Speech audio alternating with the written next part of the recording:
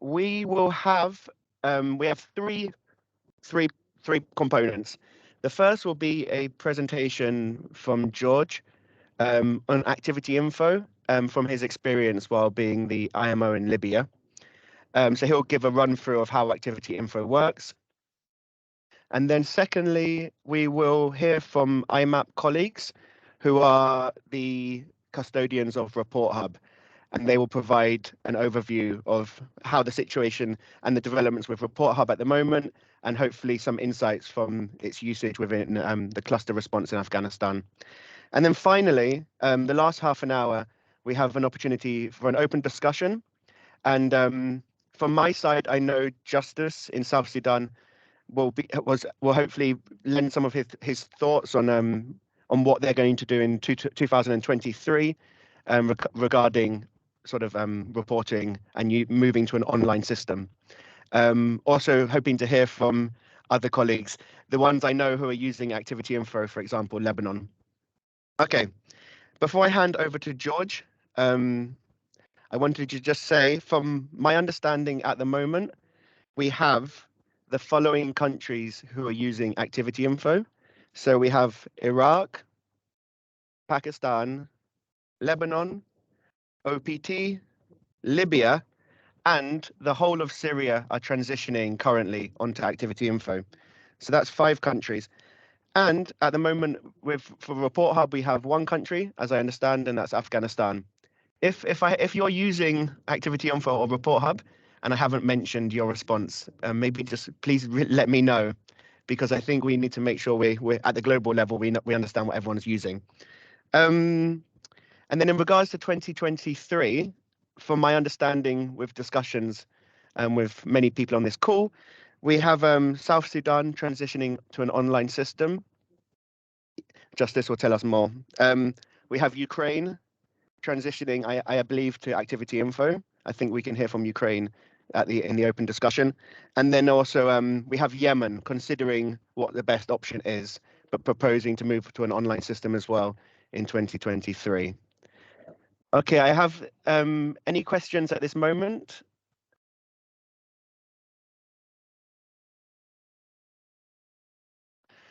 Okay, no hands raised, so everything crystal clear. A hand is raised. And also, if you do not understand me and I'm speaking too quickly, let me know. Okay, Cohen, please go ahead. Yeah, thank you. Just a quick question. The 30 minutes we have, and we want to present something through PowerPoint. I'm currently marked as an attendee, so I cannot share my screen.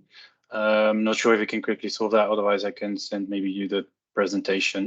Maybe we can type on the background while this continues. Okay, I've just made you I've just tried to make you a presenter, so you should now be a presenter, and which means I believe you should be able to share your screen. It's working. Yeah, perfect. Thank you. Wonderful, no problem.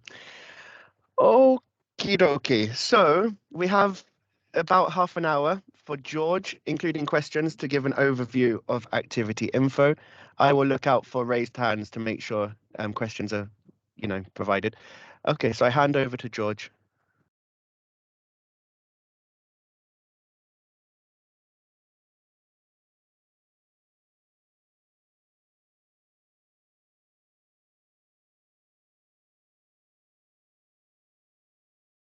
Hello, everyone. Thank you for joining this call. I'm George Kassab. I think most of you know me, and if you don't, I work with the global cluster within the IM team as a data analyst. However, today I'm gonna be sharing my experience with activity info when I used to be the IMO for Libya, for the Libya operation. So I'm gonna share my screen now. I think that's better.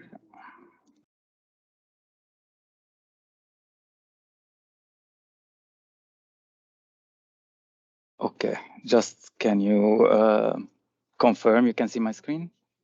Okay, yeah, I can see it on. Okay, so So in Libya, we adopted activity info back in 2020, actually in mid of 2020. And then it continued as well to 2021. The setup was done by OCHA because this is an interagency slash intersectoral data collection platform. So all the structure was done by OCHA themselves, the forms and etc. But it was, kind of a discussion within the IM working group, so within the IMOs of all the sectors, in order to establish the forms and all of these things. So this as well, it depends on whether the country offices will adopt it just as a food security cluster themselves or as an interagency, and then that would depend how the structure of the thing. So again, we're talking about how we're creating a template in a certain way. I'm just going to present both. So this is the 2020 and the 2021, and what is the change between them. So if we open here, let's say the food security. Okay. So for 2020, it started as what would they call a form and a subform. So the idea of a form is that you would have, for example, let's say the same admin 1, admin 2, the partner, what is the activity, all of these things. So it's kind of the same data, but it's not figures. And then the subform would be the figures. So here we would see we have, like, let's say one record, etc., 4 records. So for example, this one, what happens is that the next month, it's again the same kind of fields are the same location, the same partner, the same donor, the same everything. It's just it would be you are adding how many people you reached in, let's say, February. So you would go here and then add a record, a record under what's called the subform. So the subform is the figures, the people reached figures. And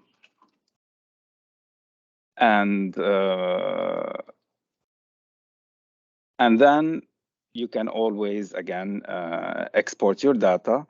And then here you can see, for example, the people reached figure would, what would do, it would join the form and the subform together to create several lines instead of one line as shown here. It would create the 4, for example, when it is done. And so you would have one Excel sheet with the same.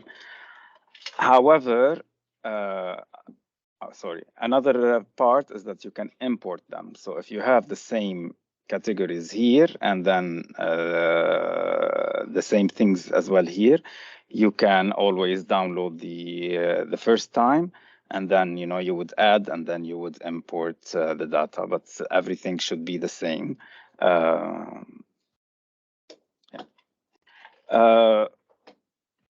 And in the second one in 2021, because of the issue of like going and you have to look for the fields in order to go into the subform, it was slightly complicated for some partners.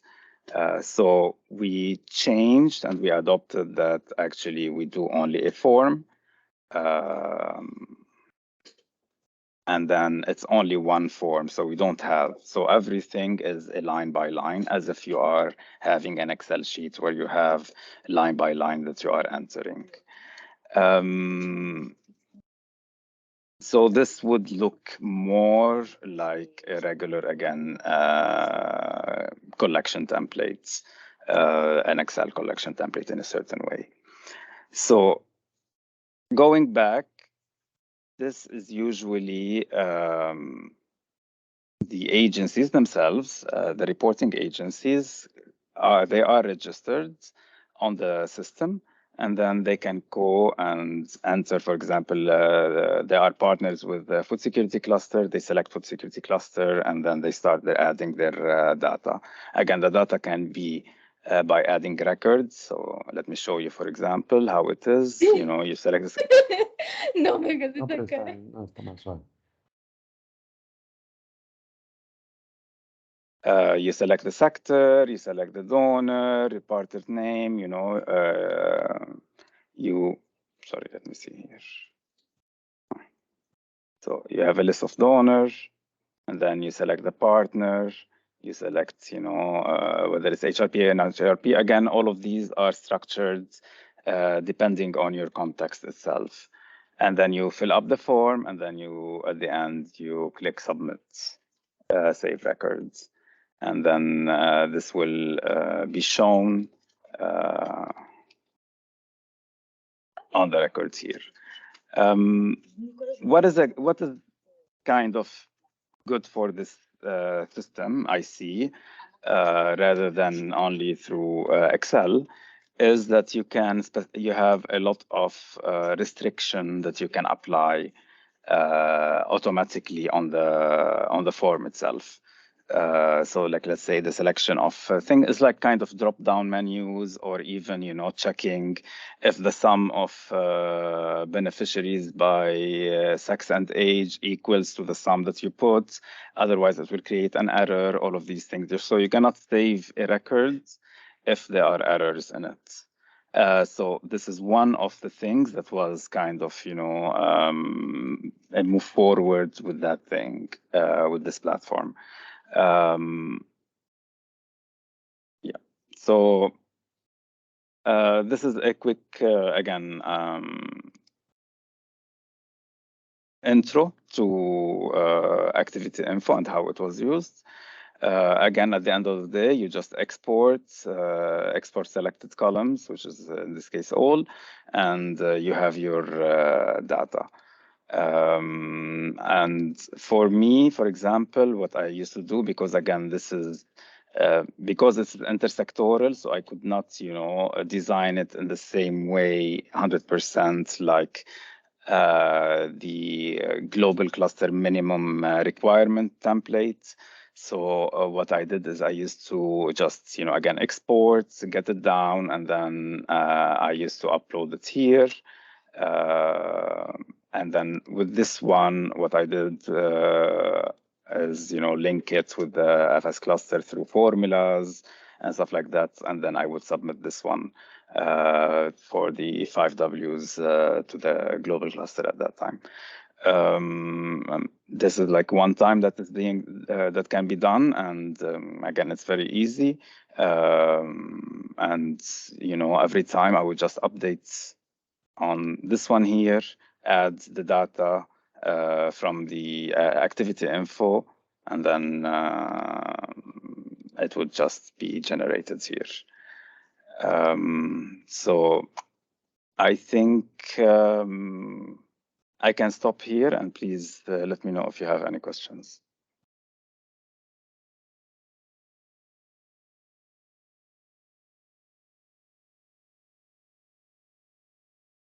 Okay, so Kazim, your hand is raised. I think, sorry, just to clarify, I think we'll do 10 minutes of questions now, specifically on activity info, specifically for George. And then we'll have the presentation from Report Hub, and then we'll have the more general open discussion. So Kazim, please go ahead. Yeah, thank you for that walkthrough. I also want to know, for partners that have multiple, does it allow you to upload if you have an Excel sheet already, if those inform, because partners are already using Excel sheets and they just want to upload everything at a go. Is there a way, does it allow that instead of adding them as a single record? You know, it's like partners like WFP that have thousands of records or like multiple lines. They don't want to be doing it one after the other. So is there a menu for that? Thank you. Over.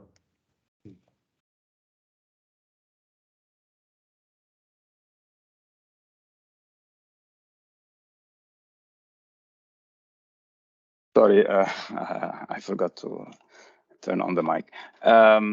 Yes, so as I explained, I mean, when you export here, export the data, I'll show you quickly an example.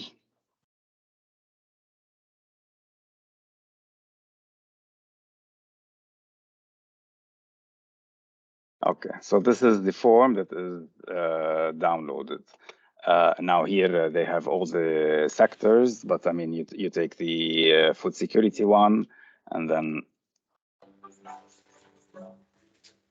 sorry, can you turn off your mic, please?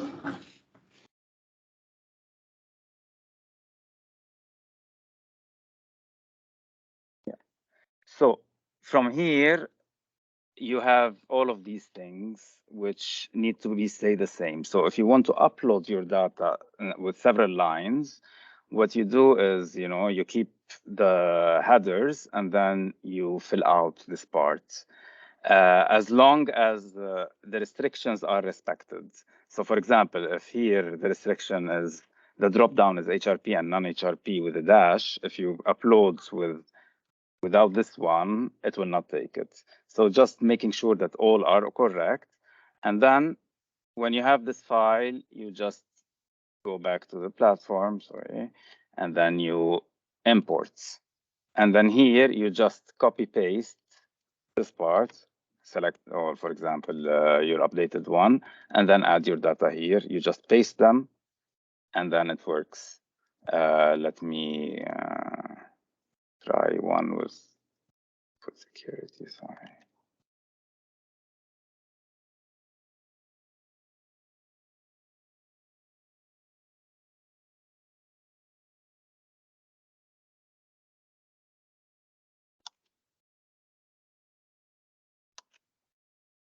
Continue.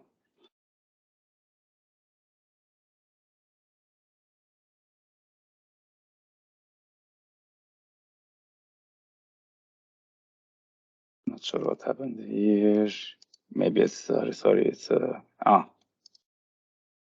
sorry. I'm working on the wrong.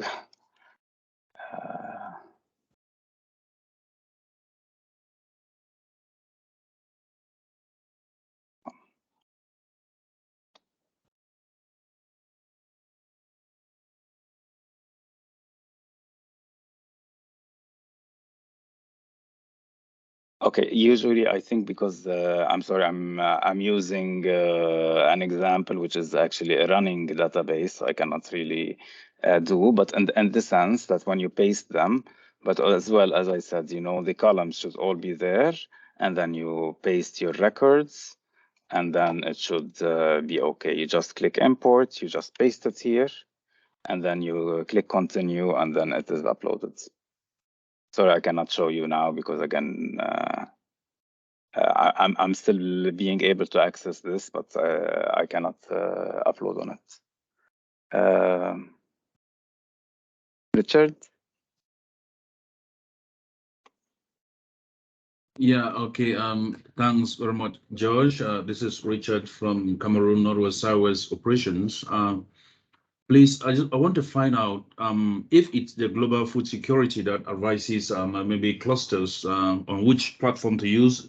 Is it Activity Info, is Reporting Hub, and so on? Because here in Cameroon, we just a Excel, simple Excel, and that's it. So I'm a little bit curious. I want to know. Thanks, Anova. Maybe I can answer, Richard.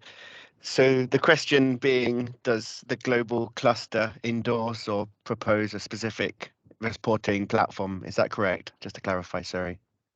Yes, perfectly done. Thanks. Excellent. No, Richard, the quick answer is we do not. And we do not currently prioritize or have a preference for a specific platform. We say at the moment, I think this is our opportunity as well to consider what's available, what the pros and cons are of the different platforms, and we leave it up to the country to decide because it's context specific in many cases. In some cases, Report Hub might be the better option. In some cases, Activity Info, and in some cases, Excel. And in some cases, for example, in Colombia and Venezuela, they have this 345W. So we're not prescribing a system at this moment. I hope that's clear to everyone. Thanks. Okay, Justice. Okay, thank you very much. This is Justus Bundi, IMO in Food Security Cluster, South Sudan. A quick one for you, George, having worked with Activity Info. I'm curious to know how the process for you felt like from the point where the partners enter their data, and then they submit to you as a cluster IMO. You clean it. How that process was, the process of cleaning it to make sure that no duplicate partners reporting, that they picked the right thing. How that was. And then submitting to OCHA. Is there a proper workflow automation in Activity Info, and how did you go around that? Because I'm struggling a bit with that. Thank you. Yes, that's a perfect question. I mean, this is mainly the platform to collect the data. So I used to collect the data, then download it, and then work on Excel, and then work on it on Excel. And then again, I go back and I upload. After I see, you know, like let's say there are duplications, let's say two organizations are reporting on the same activity, all of these things. This is the process where I go back, and I, you know, ask the IMOs, you know, what the issue is, why there is double reporting, or, you know, I clean it myself. It depends, you know, but of course, every time you need to take out something, then you need to process. So it is true that, you know, it's generating on you a slightly added work, let's say, with, you know, downloading it and all of these things. But as well, it's not, you know, it's taking out from you the whole idea of combiners, the whole idea of, you know, like getting all the data from the different ones, having missing information, having information that is not adding up correctly. I mean, of course, you can always work a lot on your own templates, you know, on Excel to have all of these things. But this one, because every field by itself is, you know, it can have its own restrictions, all of these things, then it does help a bit. So yes, it goes like this. And then, I mean, for me, there was some issues, because again, when you go back and then you have to delete records, you have to go back and delete it manually one by one.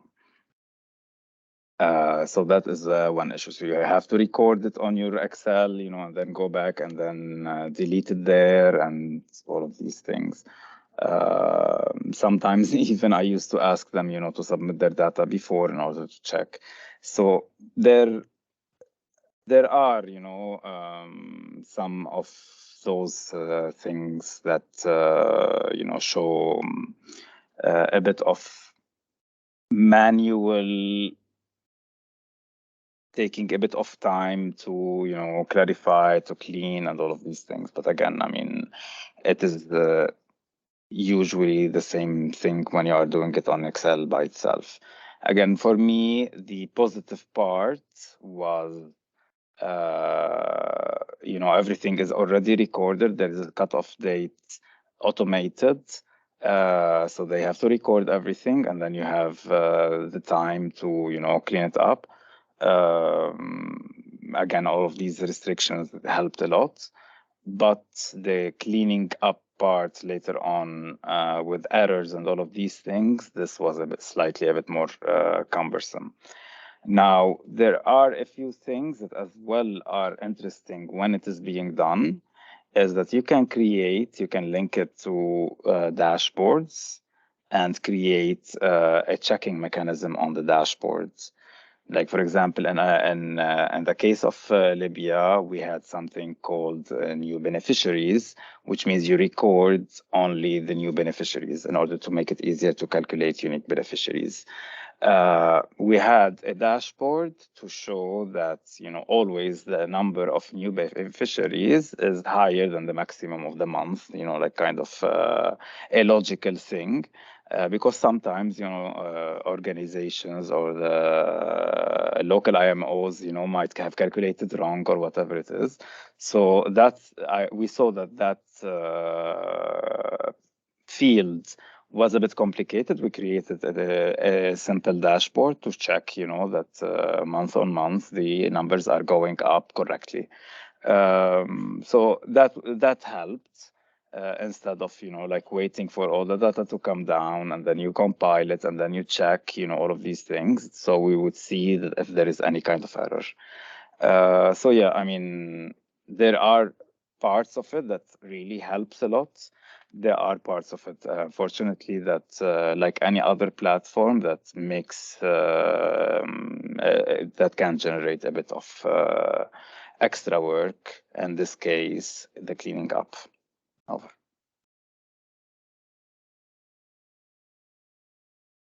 Thanks, George. We have a question, hand raised from Taha. I think this will be the last question before we hand it over to the colleagues from IMAP. Okay, hi. This is Taha from IFSAC Yemen. I was wondering, how was the initial setup for such forms? How was it? Is it easy? Who does it? And I mean, the initial setup for the system, how we do it. Thank you. Over to you. Yes, as I said, I mean, in our case, it was an interagency / intersectoral. So all the sectors had this platform, and it was the platform to collect data for us, and it goes directly to OCHA. So it was linked as well with their systems and stuff. So we were obliged to use this platform as well. The setup itself is done by OCHA. Again, because well, they have their own IM team, and it is. But all the decisions were done with all the within the IM working group, so with all the IMOs.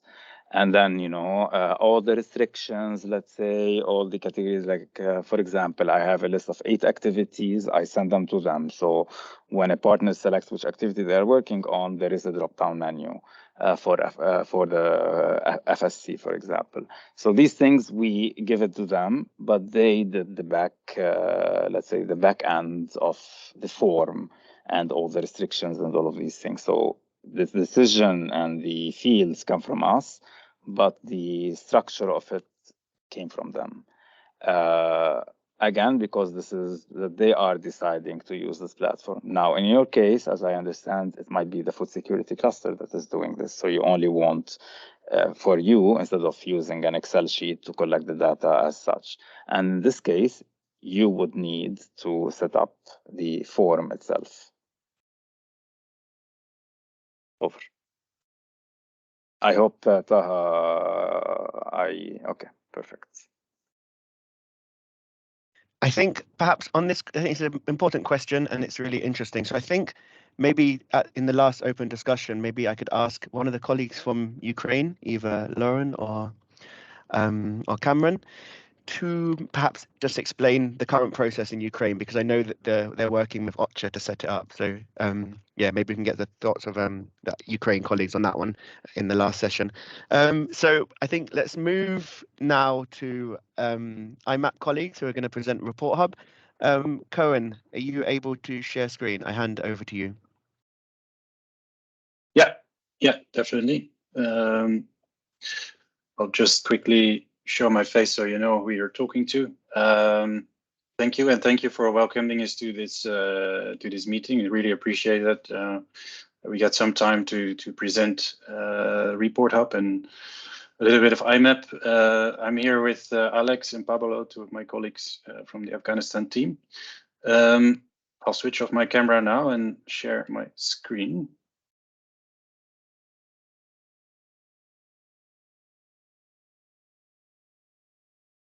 Then I hope it's working. Yeah, I hope it's big enough. Are you able to see the presentation? Yeah, see a thumbs up. Perfect.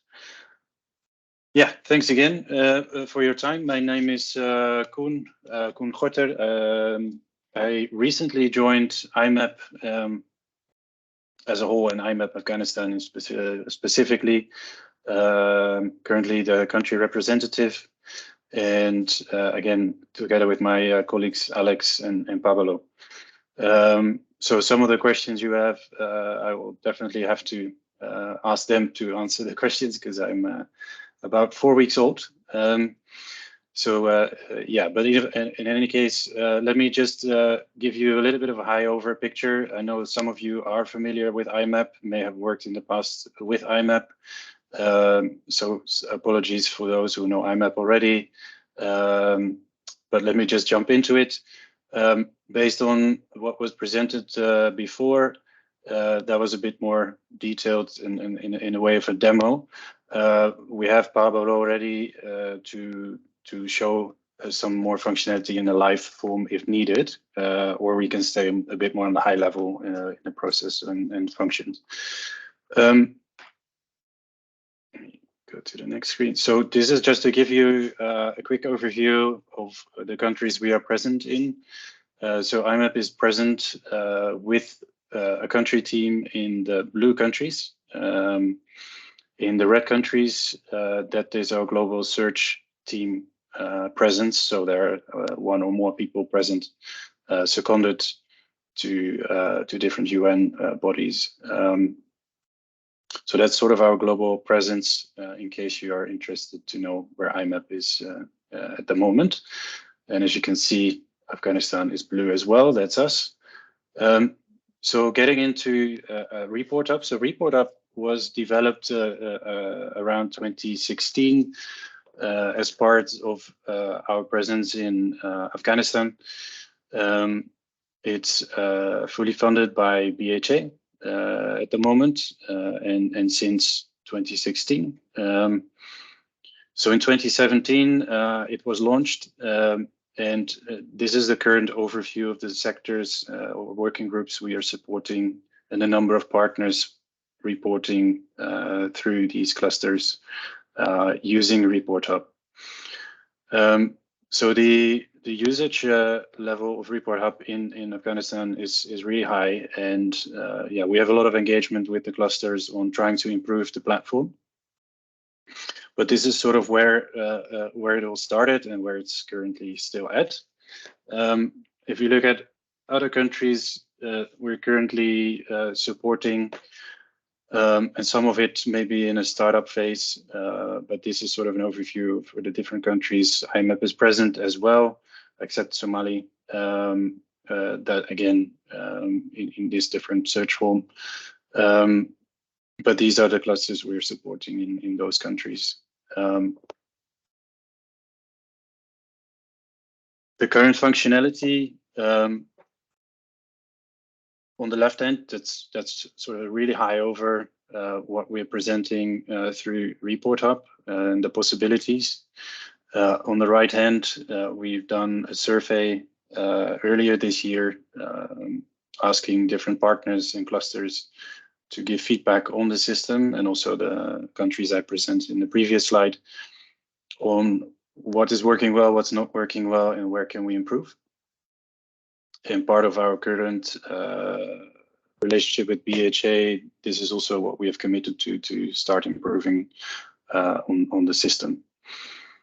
I will not go into all the details. I'll come back to this slide later. So when you have questions, you can ask specific questions on this functionality. And Alex, maybe if you want to take over and give a little bit of a more deep dive in the functionality, how it's used by the cluster system, etc.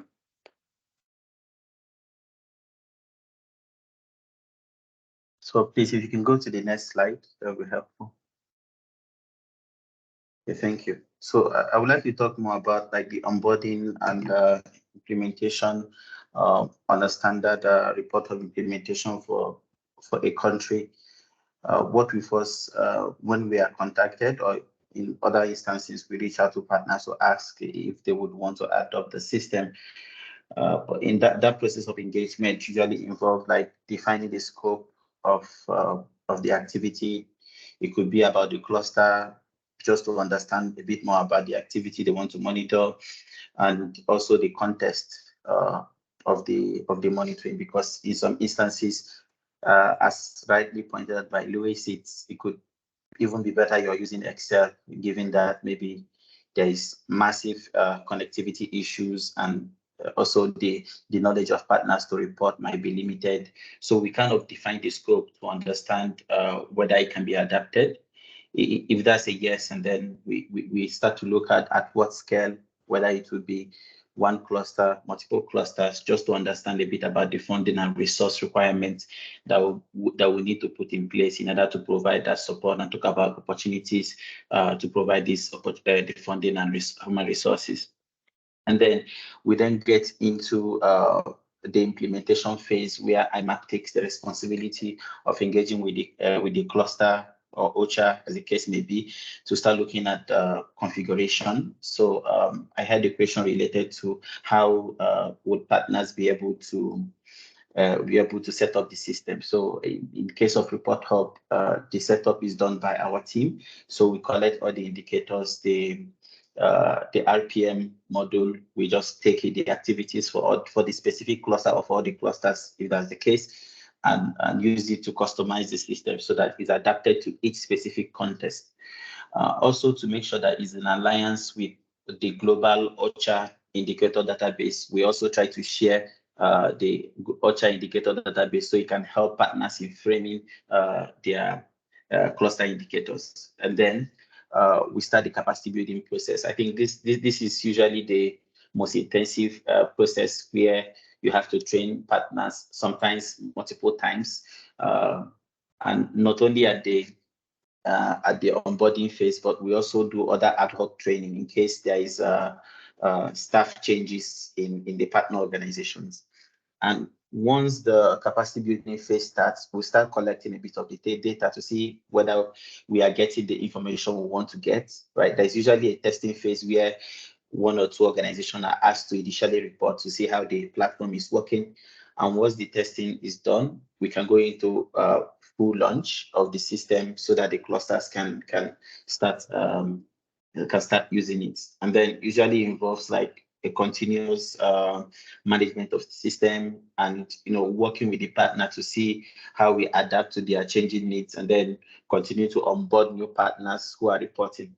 Because Report Hub, while it's supporting the clusters, is more engaging on the partners reporting to the cluster. So what I say, majority of the focus is also making sure that there is also consistent training for the partners who are coming to report, to improve the quality of the reports.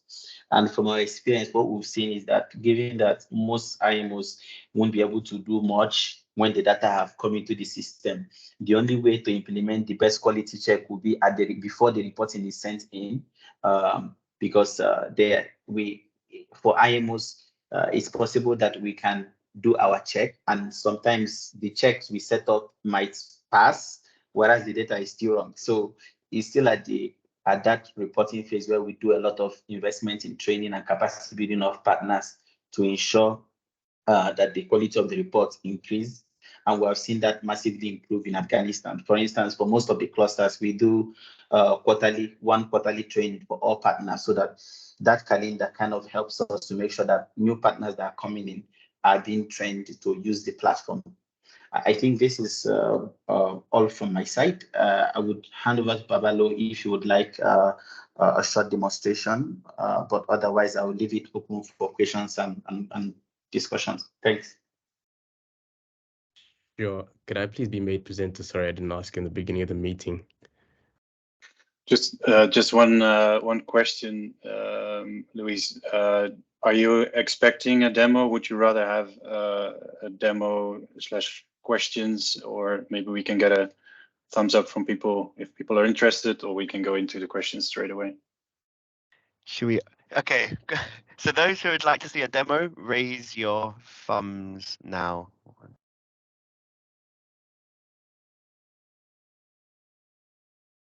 I see quite some thumbs coming up, so.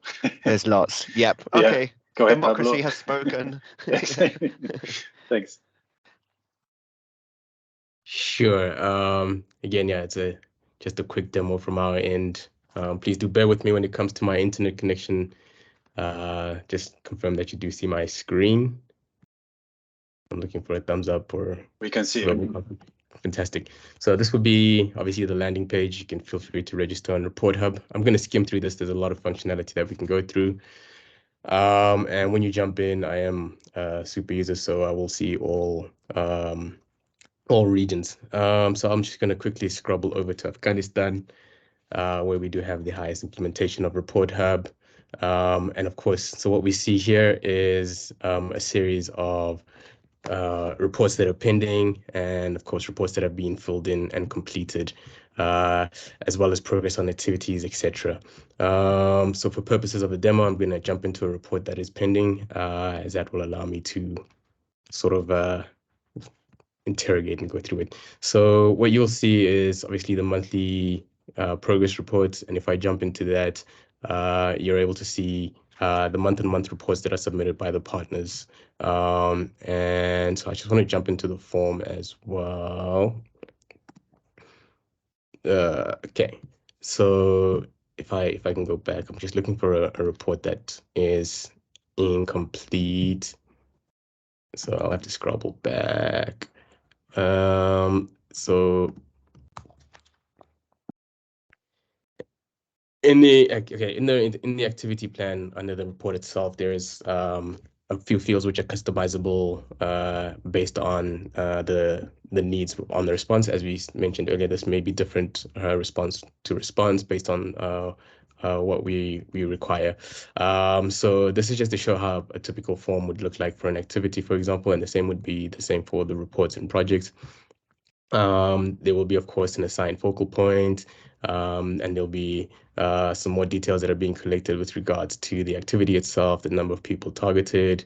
I won't go into too much detail here.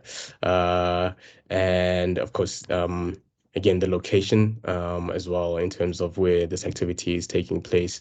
And of course, there's the ability as well to upload some supporting documentation with that. As I said, this form is customizable. This is an out-of-box solution, but the form is customizable with interaction with the partners, the actors on the ground, stakeholders on the ground, the coordinating stakeholders on the ground as to what they would like to see in terms of a form. So the same goes towards adding, okay, this one doesn't have any data on budget, but in terms of adding budgets as well. So if I had to add a budget, for example, I'd be able to select donors, what the activity is, grants, etc., the funds, whether it's multi-year funding. As I said, I'm skimming through this, so it's just a high level to show some of the activity.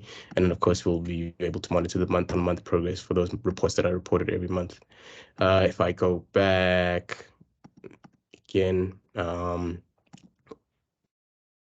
basically, we end up in a process where we can view all the data that we've collected on dashboards. Just give it a second. There's a lot of data for Afghanistan.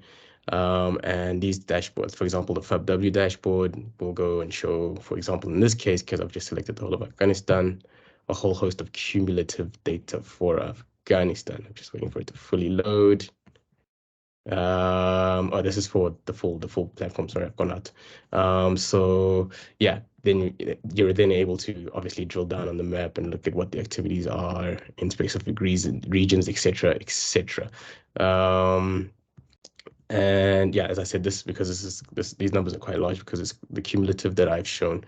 And yeah, I mean, for me, as I said, there's quite a bit of functionality when it comes to different types of dashboards that can be produced, and the different types of forms that we can sort of customize from Report Hub in terms of as well who has ability to do what. This boils down to the different types of users who will be able to approve certain projects and reports, etc. That's all in part and parcel of Report Hub.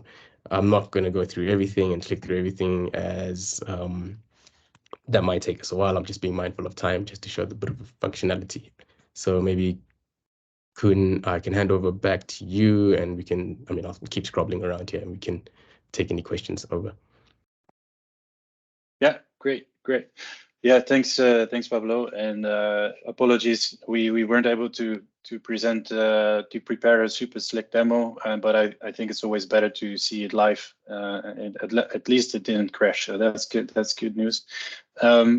Maybe yeah, keep it open, and if there are questions more specific to what people would like to see, whether that's a current functionality of something we're currently working on, we can answer those questions.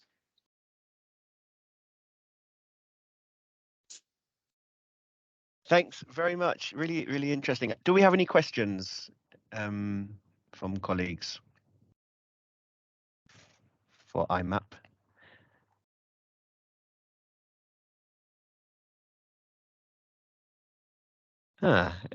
Oh yeah. Okay, Kazim, please go ahead. Yeah, thank you for the presentation. I think what I would like to know is where does the data save? For instance, IMOs with a lot of movement probably have an account and there's another person. So where does the data save, the storage, all those backend activity, how do you get to manage it? It's like there's a change in IMO, and one is going, another one is coming, then the storage of the data, and after a long period of time, is this going to be in the cloud or it has an expiry period? After a certain time, you don't get have access to that again, all those stuff. Yeah, thank you. Over.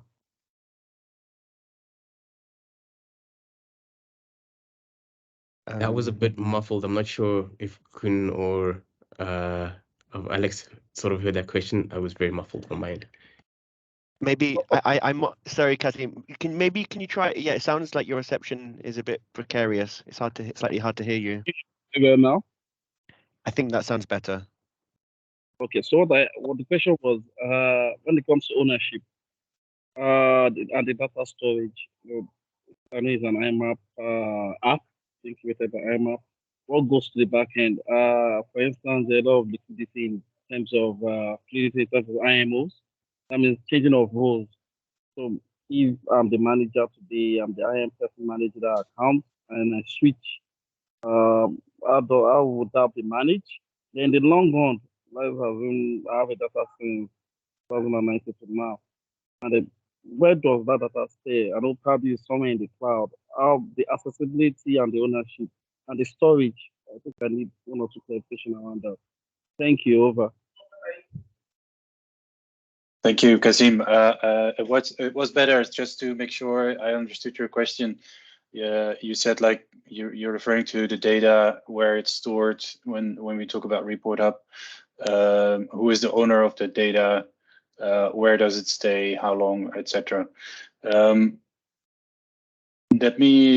Alex has been with IMAP for a bit longer and working with Report Hub. Alex, would you like to explain that? Yes. Can you hear me now? Yes. Yeah, you're good. Okay. So to answer the first question, where is the data stored? The data is stored in IMAP managed cloud server, right? So and in terms of I won't call it like ownership, but like data governance, right? IMAP does not collect sensitive information on Report Hub. However, the governance of the data is with the clusters who are reporting to us and OCHA formation where they want to have access to it. So in that instance, because we are collecting multi-year data, and it's the governance is for the cluster member who signs up on Report Hub and signs up all the partners. So whenever whoever is the data governance manager, who is the IMO, essentially the IMO and the cluster coordinator, when they move on and there is a new cluster coordinator or new IMO, we will just change the management for the country cluster from, let's say, from Kazim to Alex, right? And just also change it from the cluster coordinator to a new cluster coordinator. So I don't know if I kind of answer. And also we follow that same data governance structure in terms of access to the data. So in terms of governance, the IMO and the cluster coordinator will have access to all partners reporting for their cluster only in that country, right? And OCHA would have access to that data for all the clusters in that country where they want to collect the data. and that is how it works. I don't know if I've answered your question, Kazim. Yeah, thank you. You've answered. Thank you very much. All right, cheers.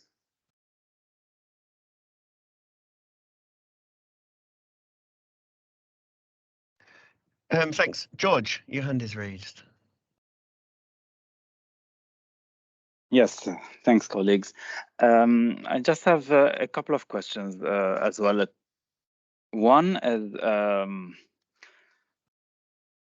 I mean, I don't know if you can see, for example, all the records for a specific cluster across the months, for example, or something like that, and being able to extract it in any way, you know, to Excel, for example.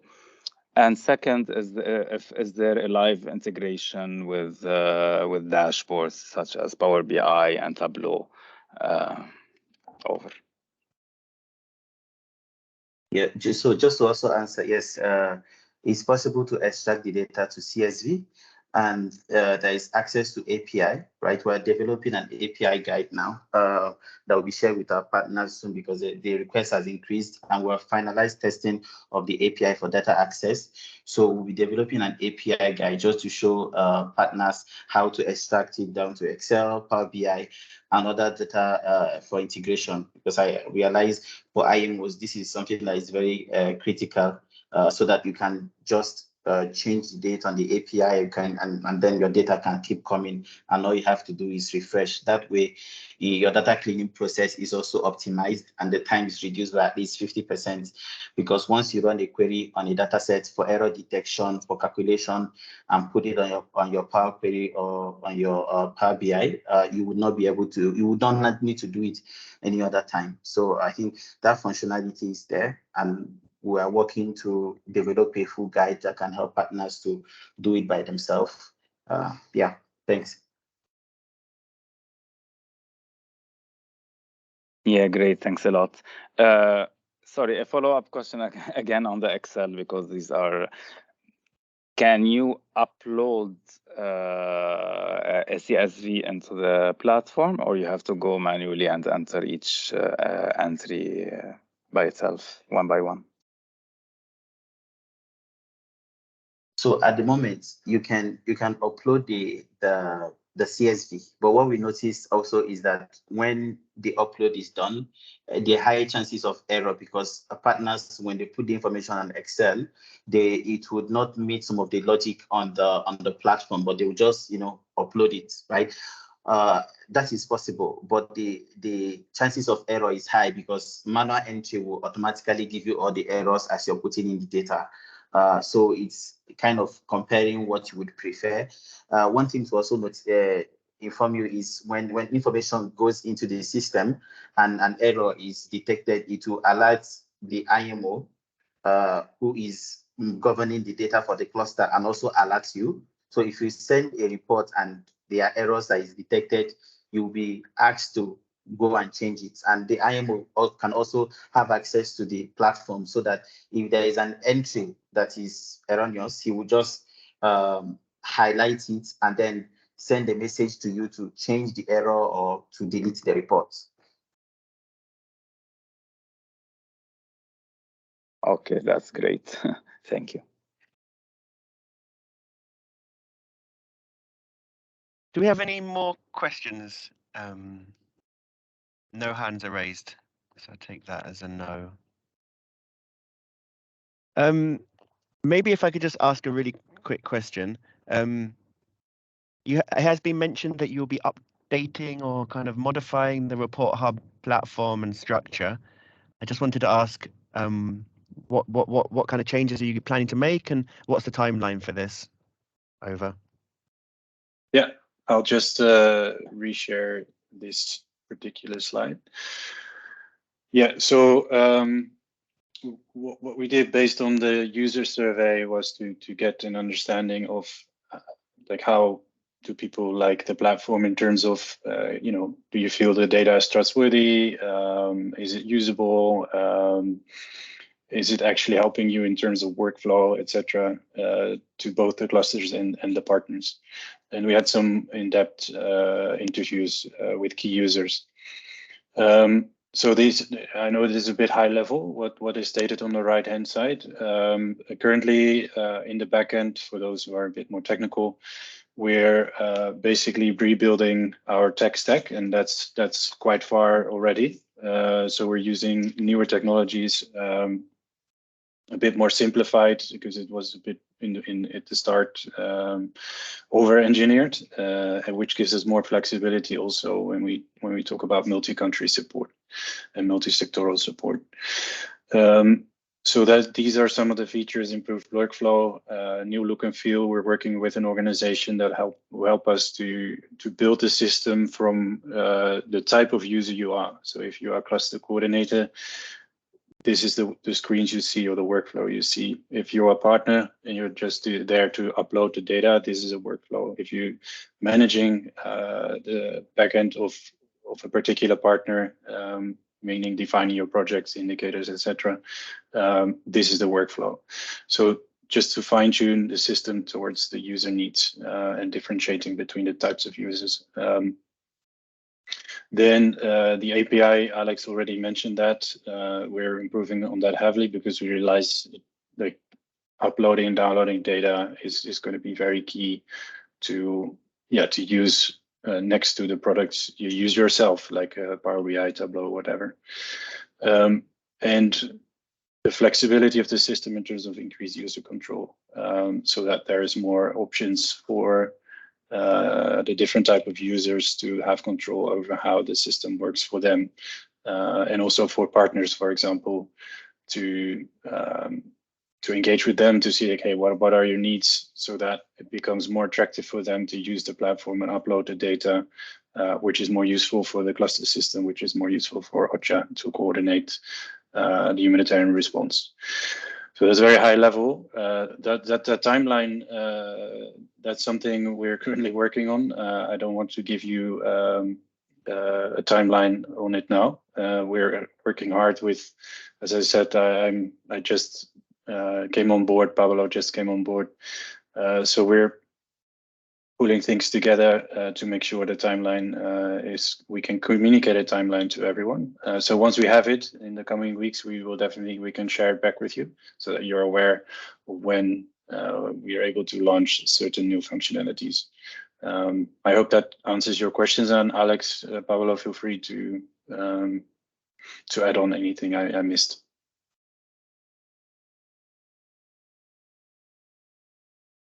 No, I think from my side that's clear. Thanks for that. It's interesting, and I think, yeah, of course we should do let us know about these updates and things. It sounds exciting though to have all these new improvements. I would ask Cohen, Alex, and Pablo if you'd be able to continue on the call, because it will now open up to colleagues. It'd be good just in case there's questions which maybe you could respond to. I do appreciate that for some people it's outside of work hours, so thank you very much for this. Okay, so based upon the email we had, I thought it'd be okay, hopefully, Justice, if you could just provide some maybe updates, and then maybe Ukraine, and if anyone else would like to speak, please go ahead after, so we try and make it as interactive as possible. I appreciate we have quite a lot of people, so it's quite hard to get everyone an opportunity to talk. So Justice, over to you. Thank you very much, Luis. Justice again from South Sudan. For us here, yes, OCHA has sort of had told us that from 2023 they would like us to be using activity info. It was sort of like more or less of a directive, but as of this morning, we did have an IMWG, and the position has been liberalized based on feedback.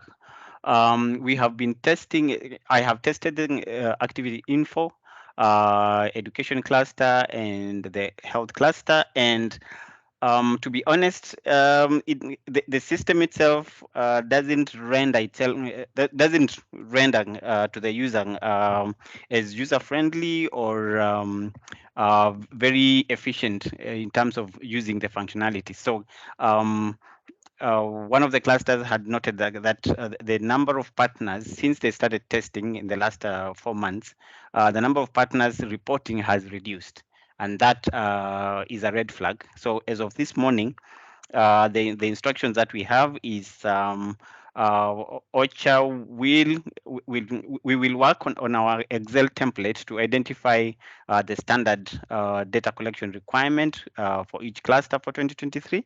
Then OCHA will give us the specific fields that they want to have for inter-cluster response reporting. So this is the data that they will require us to upload in Activity Info at the end of the month.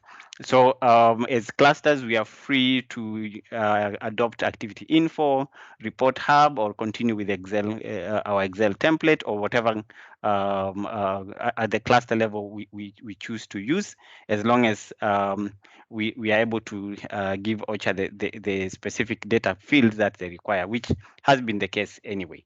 So and for me, when I was going out, you know, to evaluate any system, I was looking at a system that automates just not data entry, because a lot can be done using the simple Excel template, but rather I was looking for a system that automates workflows, as in how the partner at their level are able to collect the data easy and fast, data entry with validations, and then submit to the food security cluster, give the food security cluster IMO functionality to sanitize and clean and cleanse that data, and of course, to be an added advantage if at the cluster level we are able to get analyses, dashboards from the system, then again give us that option to submit the data that we have cleaned from the cluster to OCHA. Then OCHA again has all the intersectoral analysis, dashboards, etc. And I think you know, a system that falls short of those key workflow automation still falls short of what we're currently using.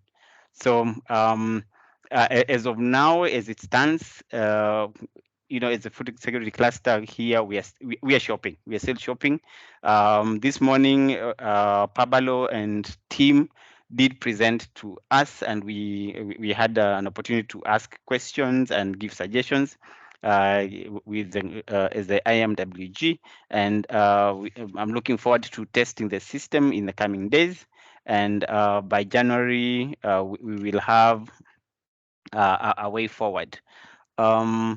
It's for me, the ease of use supersedes many of the other issues that we've seen, because again, in South Sudan and many other contexts, internet connectivity is a challenge. So a system that is able to work offline and without losing data and connect whenever it's possible,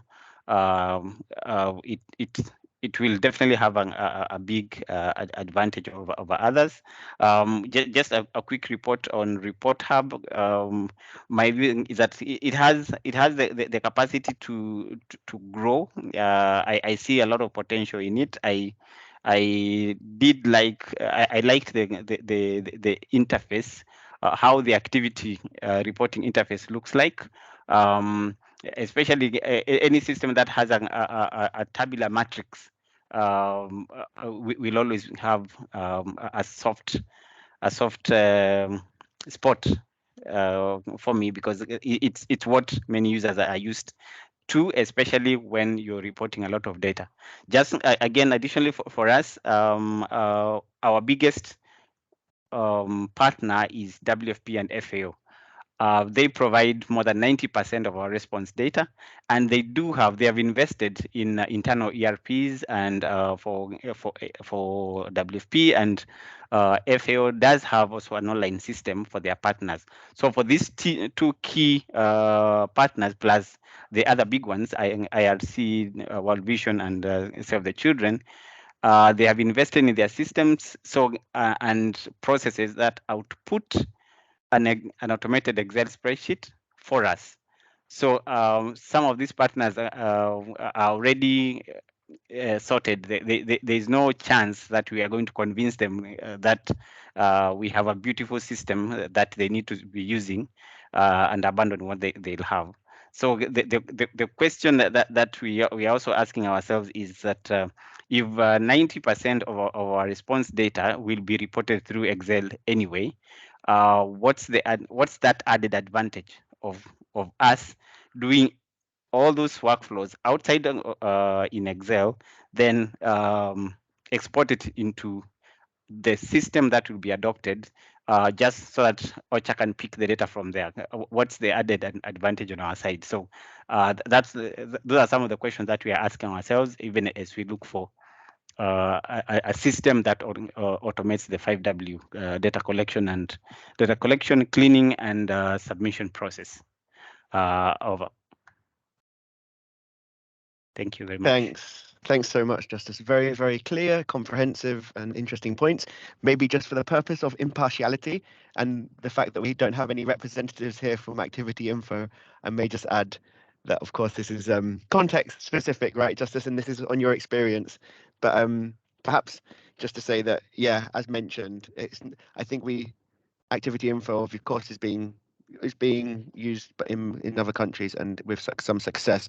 So just to maybe add that. But thanks, Justice, and really valid and interesting points. Before I have a question, but maybe just to ask any other colleagues if they have a question for Justice.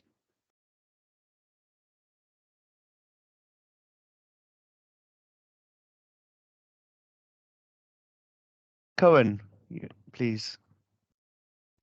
Yeah, thanks. And thanks for mentioning that. I think that's a valid point that Activity Info is not present now.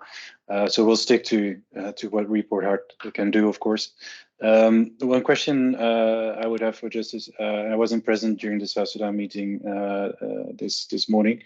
How do you, because you're referring to the data coming from NGOs that are a bit further ahead in terms of their reporting systems, plus working with WFP that have invested in their own systems.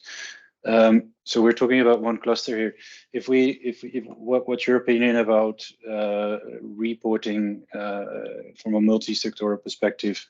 I'm aware that's maybe not your first interest at this moment in time, but that maybe may change the question a little bit to what value will it add if you adopt such a system. Plus, I think in terms for Report Hub, when we talk about an API, that would be quite easy to connect. But I think the add-on may be in the fact from a multi-sectoral approach. What's your view on that?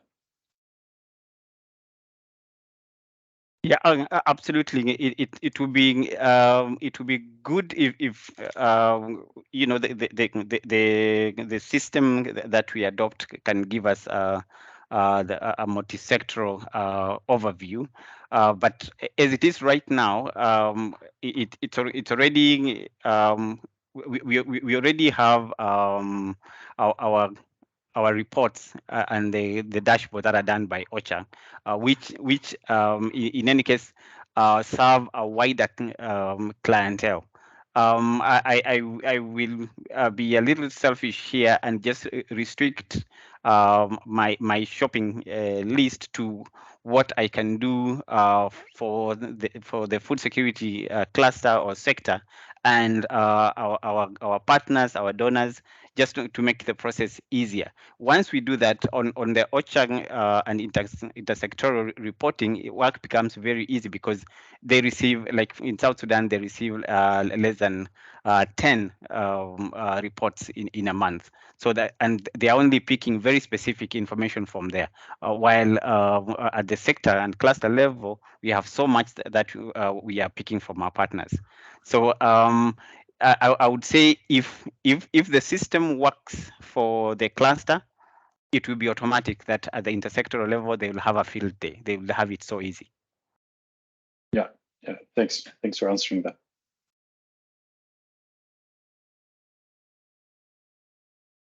Thanks.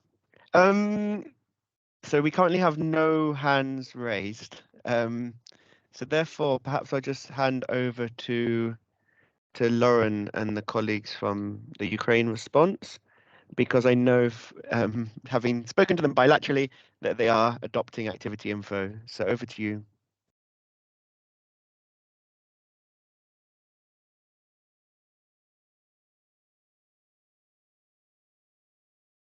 Oh, Lauren, muted.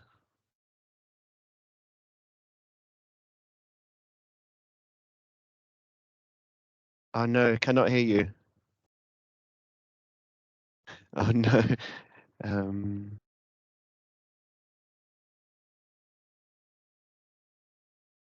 I think. Hello, Luis. Oh, we can hear you though, Cameron. Yes. So tomorrow I have a flight and I'm in tough situation to attend this meeting with arrangement, all these things. So, but I have attended this meeting partially, not completely, I'm sorry. But for the activity info and all, we are already on the way to implement this on 2023 for this activity info for the food security cluster in Ukraine. But the thing is, which I have seen many comments from different colleagues from other countries as well, like maybe we may have some challenges when we are going to implement this one. Activity info, because the activity info is a systematic approach and the database is fully structured and very well managed and meaningful. But here, as you have, Luis, already experienced for the Ukraine setup, you know more than me on it. Many organizations having different setup and a different strategy when they are sending the data, then we call back to them and we set the data as per our exact dire need based on the current situation. And for the moment, I would like to share the big organization sorry to say, for WFP, Samarthman and WCK and some other organization, they are not sharing data by lower admin level, like admin level 3 or admin level 2, sometime only admin level 1. So more than 80% of data set we have only for the admin level 1. This is really worried for us. And yesterday I have a little talk on this with Charles, that we need to organize a webinar to all the partner and to educate them the previous data set what we are receiving and compiling. That was the flash appeal and we manage anyhow. But in 2023, the HPC is going to implement by OCHA, and in this time frame, we need a perfect data set from the organization side. Like we agreed on admin level 2 for the moment on the with OCHA, like rayon level, and also the gender disaggregated data as well. So currently we have set up all the targets and the pin as well. So accordingly, we will be monitored by OCHA and the global cluster as well, what we have the targets and what we are reaching, overreached or less reached by indicator, by activity, by oblast, by rayon level. So it's very difficult for the IM teams, and I'm sure Lauren will second me on this. What I'm saying about the data challenges. Still, the data challenges we are facing, and we are covering up, cleaning up data through our IMOs and myself. Sometime Oga is new addition from the IMAP side, and she replaced the Valentine. And sorry, Cameron, to interrupt you. Just conscious of time, we only have like I think we just have about 5 minutes left, so I'm going to interrupt you. I apologize, but and I understand. Thank you so much for joining, because I understand you're traveling. But I just want to. So I think we're going to just open up the floor to other colleagues. I think. Sorry, I don't want to cut you off, but I think we have to. We only have 5 minutes left, so I'm really sorry about that. But Cameron, basically, in summary, I think I gauge from what you have mentioned, and I understand wholeheartedly and have lots of empathy in the case in Ukraine, that it's quite a complicated and somewhat, in quotation marks, messy response with lots of new partners who are not used to reporting. Things are changing very quickly. And as you have mentioned, these issues were present when we were using Excel, and they're going to still be present if we use, and now with the adoption of Activity Info. So regardless of which system you use, you're still going to be faced with these challenges. This is what I gauge. So thank you for your inputs. I just wanted to ask if anyone else would like to raise a point before we because we want to finish on promptly at 2 p.m. because I understand lots of other people are busy, and also it's quite late for some colleagues. Thank you, Cameron. Thank you, Liz. Is anyone liking to make a point on, or share their thoughts on what we've heard so far?